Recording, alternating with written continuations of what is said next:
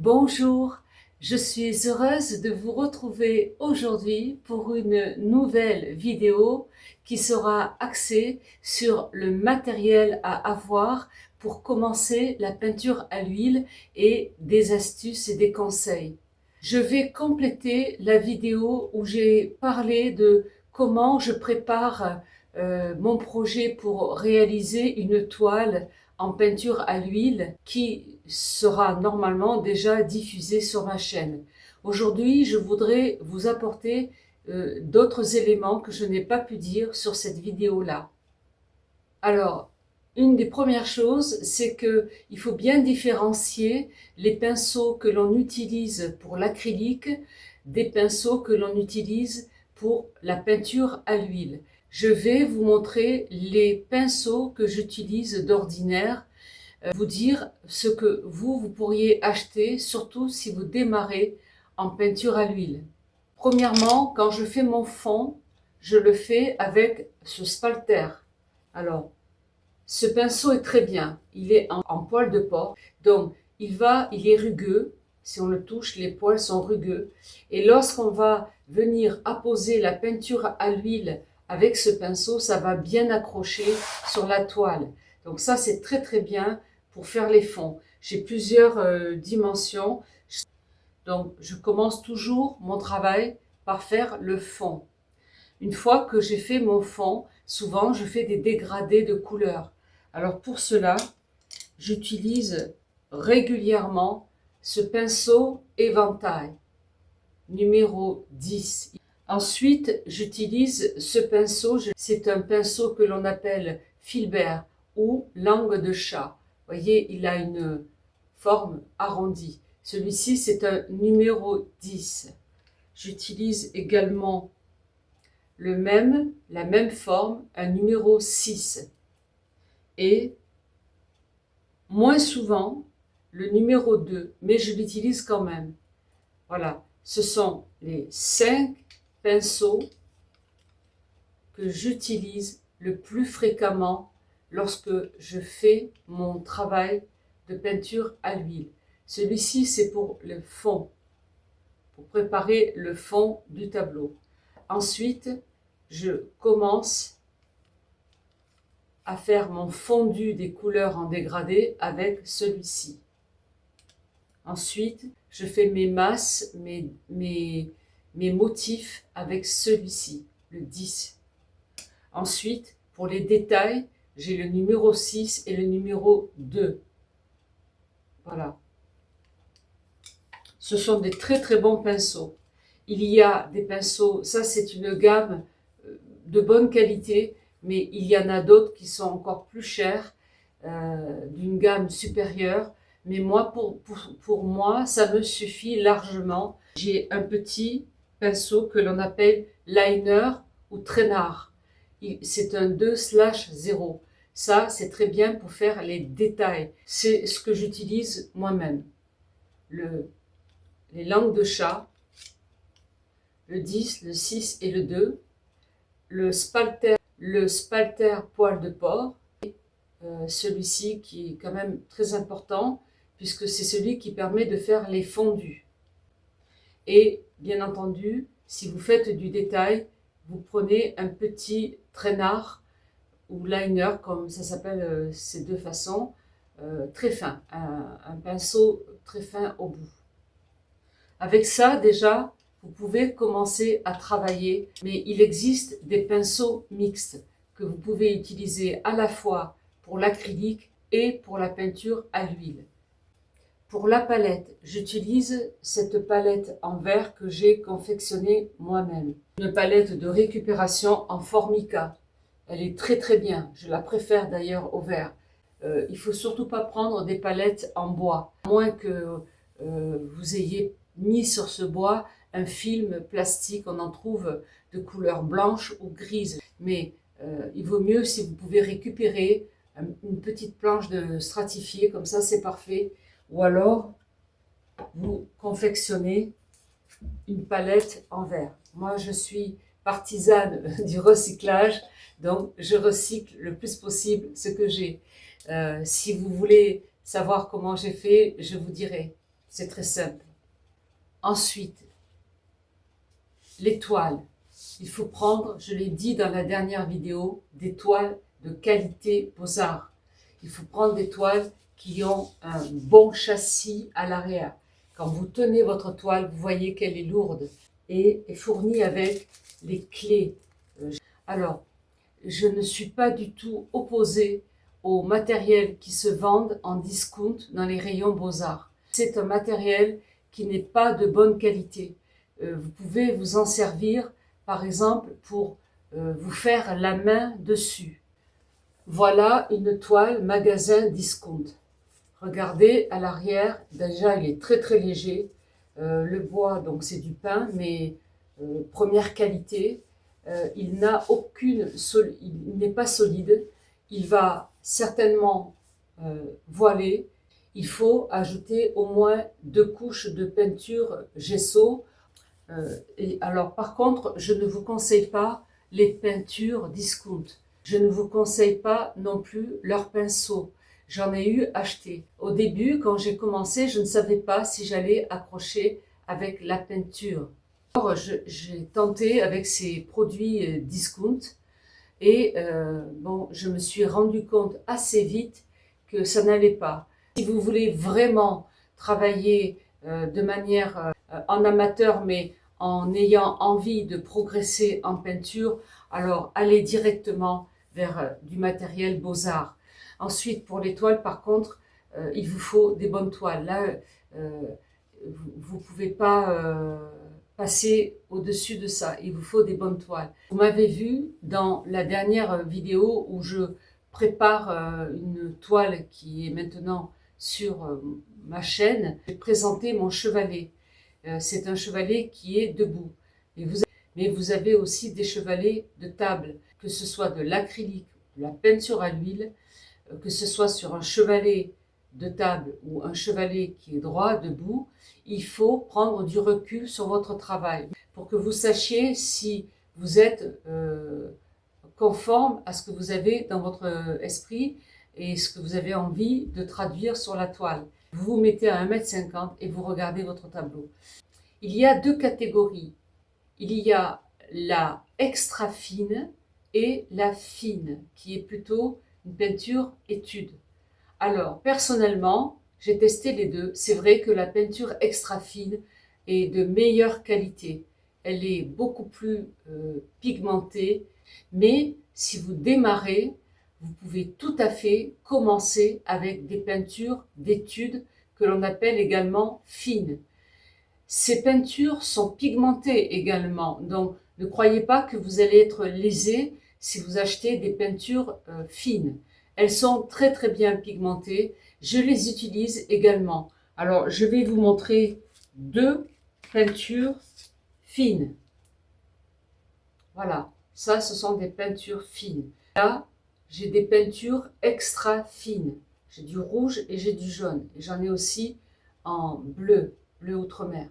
Donc, les peintures extra fines, c'est vraiment la haute qualité.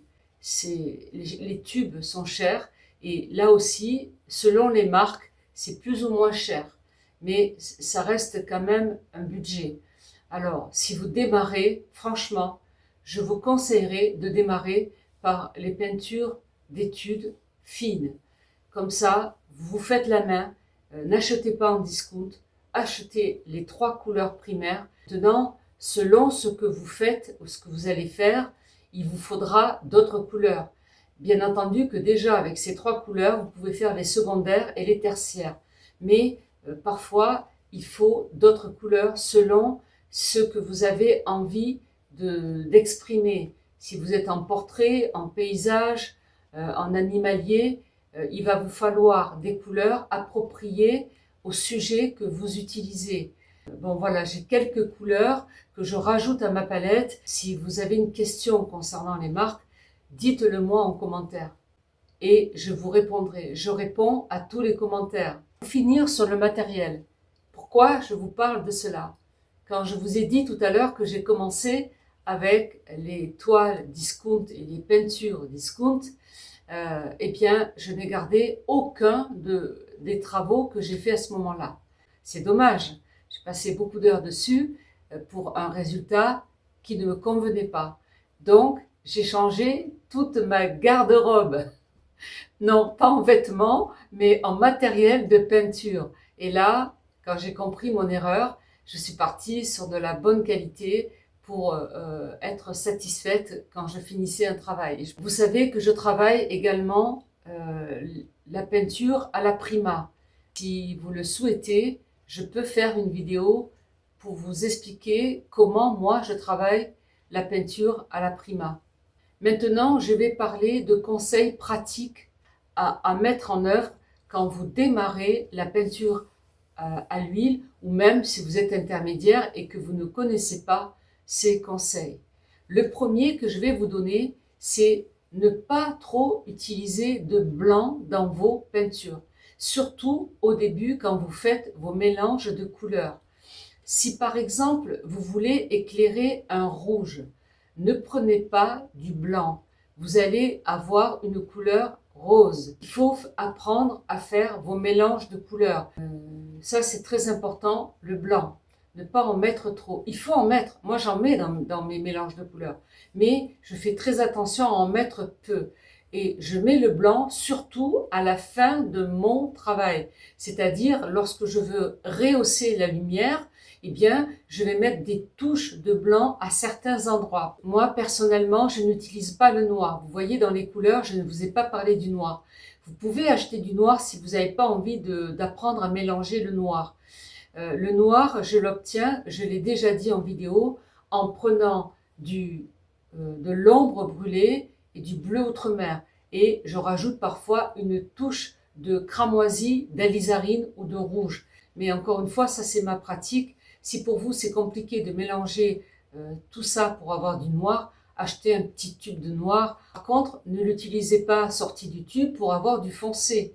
Pour avoir du foncé, il va falloir utiliser d'autres couleurs de votre cercle chromatique. Autre chose, lorsque vous commencez un travail, il faut aller jusqu'au bout. D'abord, il faut vous faire une petite composition. Et il faut connaître certaines règles, comme par exemple, il faut savoir comment se fait une perspective, comment se fait les valeurs, pour contraste de clair et de sombre. Et bien sûr, le mélange des couleurs. Si vous voulez que votre tableau ait du relief et qu'il ne paraisse pas plat, il faut connaître ces principes de base. Et à ce moment-là, si vous avez une belle perspective, si vous avez l'ombre et la lumière sur votre tableau et des bonnes couleurs bien placées, votre tableau va respirer, il va avoir du relief. Il faut apprendre à désaturer des couleurs ou à mélanger des couleurs de la même gamme ou à mélanger des couleurs complémentaires. Ce qui est plus important que la couleur, c'est de connaître les valeurs. Et là, vous faites votre dessin et vous apprenez à placer l'ombre et la lumière sur votre tableau. Une astuce que j'utilise tout le temps, quand je suis sur mon tableau, en fin de journée, vous savez qu'en peinture à l'huile, il faut au moins 3 couches. Le fond, ensuite on commence les masses et ensuite on fait les détails. Et peut-être une 4e couche pour faire touche de lumière. Alors, moi ce que je fais régulièrement, je l'analyse en me mettant de loin, mais je photographie mon tableau et je le mets en noir et blanc. Et je regarde si j'ai bien respecté mes valeurs. Ça, c'est un bon tuyau que je vous donne. Si vous faites votre tableau, vous avez commencé les couleurs, le soir avec votre téléphone, hein, ça suffit. Hein, vous prenez votre photo et vous la regardez, vous l'analysez en noir et blanc. Et vous allez voir si vous avez respecté ça. J'ai omis de vous parler de ce médium à séchage rapide. Moi, c'est celui-ci que j'utilise tout le temps. On le met dans la peinture, on en met très peu, mais on en met dans la peinture à l'huile, dans chaque couleur qu'on a préparée, et ça va permettre que quand la séance est terminée, en un jour et demi, le tableau a séché. Le médium à séchage rapide, là aussi, il y a plusieurs marques à vous de tester. Alors, il y a des artistes qui travaillent gras sur maigre. Je ne vais pas ici vous expliquer cette méthode. Il y a beaucoup d'informations sur Internet. Vous pouvez trouver cette méthode. Alors, la dernière chose pour conclure, finissez toujours votre tableau. Pourquoi je vous dis ça? Une de mes erreurs au début, c'est que je ne travaillais pas assez la composition. J'avais un petit croquis de base et j'allais sur mon tableau. Et je dormais sur ce que j'avais fait. Le lendemain, je n'avais pas le même état d'esprit. Eh bien, quand je regardais mon tableau, je n'étais pas satisfaite. Alors, allez, je mets quelque chose ici, j'enlève quelque chose ici. C'est ça l'avantage de la peinture à l'huile. Qu'on peut, tant que c'est pas sec vraiment, eh bien, on peut transformer la peinture. Et j'ai fait comme ça sur un tableau, c'est comme si j'en avais fait deux. Un jour, je me suis dit, mais ça va pas, il faut que tu aies une méthodologie et que tu t'y tiennes. Donc, j'ai commencé vraiment à poser ma composition et à rester focus sur ce que j'avais pensé. Et après, eh bien, ça a roulé, ça a été très très bien. Peut-être que quelques-unes d'entre vous, vous avez fait la même chose que moi. Dites-le moi en commentaire. Si je vous partage tout ça, c'est pour vous éviter de faire les mêmes erreurs que moi. Mais là où j'insiste, c'est de finir votre tableau et de le signer. Alors, peut-être que 2 ans plus tard, vous allez regarder votre tableau et vous allez dire « Oh là là, il n'est pas beau parce que votre œil se sera aiguisé, vous aurez pratiqué et vous n'allez pas trop l'aimer. Mais qu'est-ce que ça fait ? Vous l'avez fait avec votre cœur, c'est un de vos premiers tableaux, soyez-en fiers.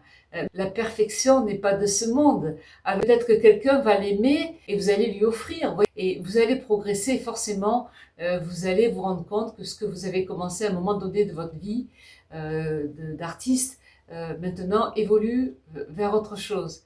Donc, voyez, moi, j'ai plusieurs années maintenant en peinture, je continue à progresser. Je ne peux pas dire que j'ai tout compris, tout fait parfaitement, pas du tout. Et je suis encore en train de remettre en question mon style artistique. Je suis en train d'explorer d'autres univers.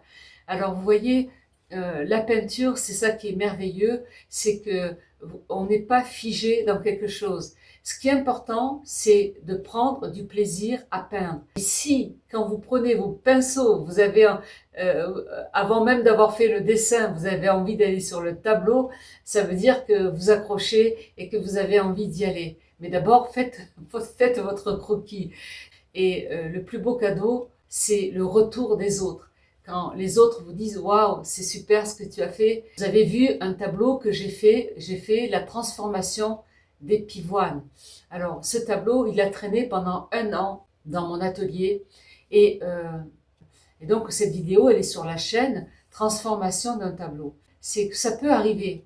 Vous bloquez sur un tableau, vous l'avez pratiquement terminé, vous n'y arrivez plus. Écoutez, le plus simple, si vous le laissez de côté, je regarde ce tableau, je le change de direction et là, voilà. Et je me dis, ça y est, je sais ce que je vais faire. Et je le préfère beaucoup mieux maintenant que ce qu'il était auparavant. Ne jetez pas vos toiles. Essayez de les reprendre, laissez-les de côté, laissez-les dormir un petit peu. Allez, je vais m'arrêter là. Ceux qui arrivez sur ma chaîne, likez, abonnez-vous s'il vous plaît, c'est gratuit pour vous. Moi, je suis une jeune chaîne, je démarre. J'ai vraiment envie de partager avec vous mon savoir, mes astuces, vous montrer des démos. Ce que j'essaie de faire, c'est d'alterner, travailler une peinture à l'huile en direct sans accélérer. Ça demande beaucoup de temps, donc je ne peux pas me permettre de faire cela. Mais de temps en temps, je vous mets un pas à pas complet, je vous mets une peinture en accéléré et je vous mets des conseils, astuces pour agrémenter la chaîne. Et si vous avez des souhaits, des questions, n'hésitez pas à les mettre en commentaire. N'oubliez pas, s'il vous plaît, de liker et de vous abonner, de mettre un petit commentaire merci, coucou, voilà, un petit emoji pour me dire que vous avez apprécié la vidéo. Et je remercie tous les nouveaux abonnés qui sont arrivés sur ma chaîne dernièrement. Et je vous dis, faites de belles réalisations et à bientôt pour de prochaines aventures vidéo. Allez, au revoir!